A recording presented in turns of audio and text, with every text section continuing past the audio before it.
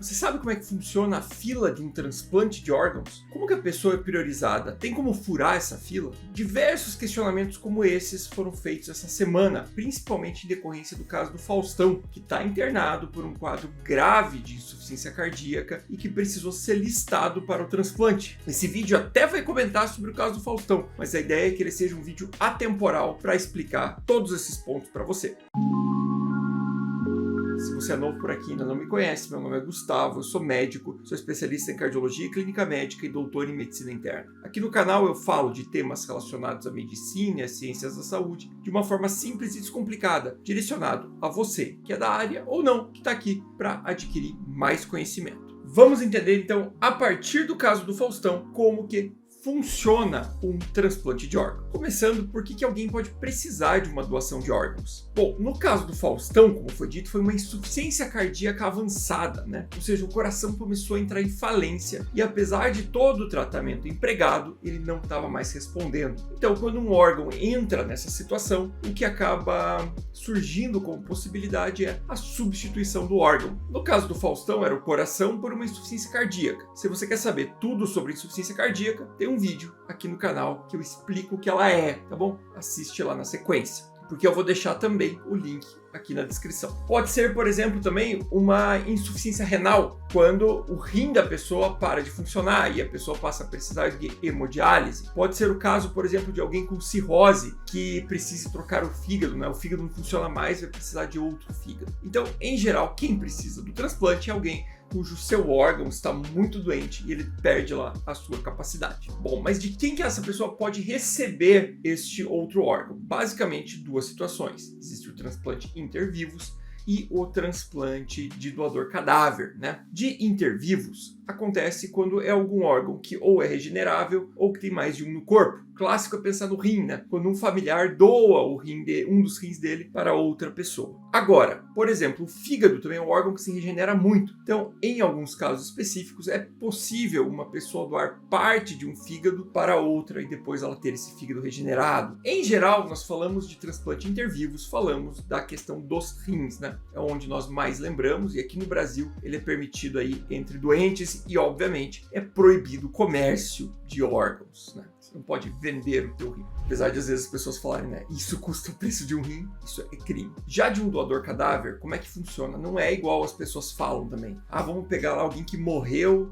e vamos simplesmente pegar o órgão e doar. Isso não pode acontecer. Isso não funciona dessa forma. O doador precisa estar no processo de morte encefálica, ou seja, o cérebro dele perdeu completamente a função, está morto, porém, os órgãos dele continuam funcionando. Isso acontece em situações específicas. E essa pessoa que vai doar o órgão precisa ser mantida viva com as funções vitais dela normal até a retirada do órgão. Então, eu lembro que lá nos anos 90, tinha uma lenda urbana, quando colocaram na carteira, no RG, se era ou não doador. Eu lembro, por exemplo, da minha avó comentando que, ouvi dizer que não pode pôr que é doador, porque senão você sofre um acidente, eles vão lá e tiram os órgãos porque você é doador. Isso não tem como, tá, gente? Você tá lá numa UTI, entubado. Eu explico neste vídeo aqui, novamente, tudo. Como é a morte encefálica, como é rigoroso esse diagnóstico, tem como errar ele. Ainda mais aqui no Brasil, que a legislação é muito rígida. É entendido? Então, essas são as duas formas. Até existe agora, o que está sendo estudado, que nós chamamos de xenotransplante, que é a doação de um órgão de animal para um ser humano. Só que tinha alta taxa de rejeição, muita complicação. Agora, com os animais geneticamente modificados, isso parece que está se tornando possível. Não é algo que se faz no dia a dia, mas existem alguns casos aí no mundo relatados ainda em estudo. Também tem vídeo aqui no canal falando de xenotransplante. Então eu vou deixar todos esses links aqui na descrição, você assiste ele completinho lá depois, que você vai entender tudo de transplante, tá bom?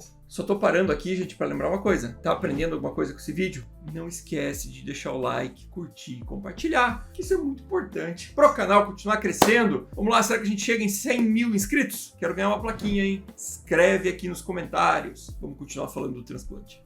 Bom, mas e a pessoa que está lá precisando de um órgão? Como que ela entra na fila? Exceto a situação lá do doador intervivo, que funciona um pouquinho diferente, as filas no Brasil, elas são reguladas pelos estados. Então, você tem a fila aqui do Paraná, você tem de São Paulo, você tem as filas estaduais que são organizadas e elas se comunicam entre si. Uma vez que a pessoa entrou na fila, como que ela seria colocada? No começo já chegou a se pensar o seguinte: quem foi colocado antes tem prioridade, como uma fila normal. Quem chegou na frente é priorizado. Só que isso gera um problema, porque aí os pacientes mais graves não são transplantados, porque eles entram e muitas vezes eles acabam morrendo por serem mais graves. E aí os menos graves acabam sendo priorizados, que não tem muito sentido. Porém, priorizar só por gravidade também não tem muito sentido. Então hoje existe um misto. Tá? É quem chegou na frente, mas também quem é mais grave. Existe critério objetivo para isso, tá? Não é assim, eu acho que é mais grave. Por exemplo, no caso do transplante de fígado, tem uma escala chamada MELD, que você faz o cálculo de acordo com os exames do paciente, ela vai dizer como é que ele vai ser priorizado. No caso do transplante cardíaco, tem lá a fila toda e são priorizados os pacientes mais graves por uma classificação chamada Intermax. Essa classificação coloca lá na prioridade aquele paciente que está precisando de dispositivos de assistência circulatória, então máquinas lá para fazer o sangue circular. Na sequência, aqueles que estão piorando, mas estão precisando lá de drogas para fazer o coração bater, não é máquina, mas é medicamento para fazer o coração, e assim por diante. Então existe uma priorização, que ela vai por gravidade e por tempo. Tem como alguém furar essa fila? A rigor, no Brasil, hoje não. Porque a fila ela é única, independente de onde essa pessoa tem, da condição financeira, se é SUS, se é convênio, é uma fila única e vai ser priorizado ali. Então, o Faustão pode ser priorizado? Pode por gravidade. Agora, não é o fato de ele estar no Einstein, onde quer que ele esteja, que ele vai passar na frente aí na fila de um transplante, beleza? Isso precisa ficar bem claro. E além disso, algumas filas específicas têm outros critérios. Por exemplo, o paciente que tem cirrose alcoólica, ele não pode entrar na fila se ele não tiver pelo menos há 6 meses sem beber. O órgão hoje é raro, né? A gente tem fila aí de órgãos e você priorizaria uma pessoa que ainda não tratou totalmente a causa de base, no caso ali a bebida alcoólica. Também precisa ver a questão da compatibilidade, né? O órgão do doador precisa ser compatível com o órgão do receptor. Para isso são utilizados uma série de exames, que vai desde, no caso do fígado, o tamanho do paciente, o órgão precisa ser compatível,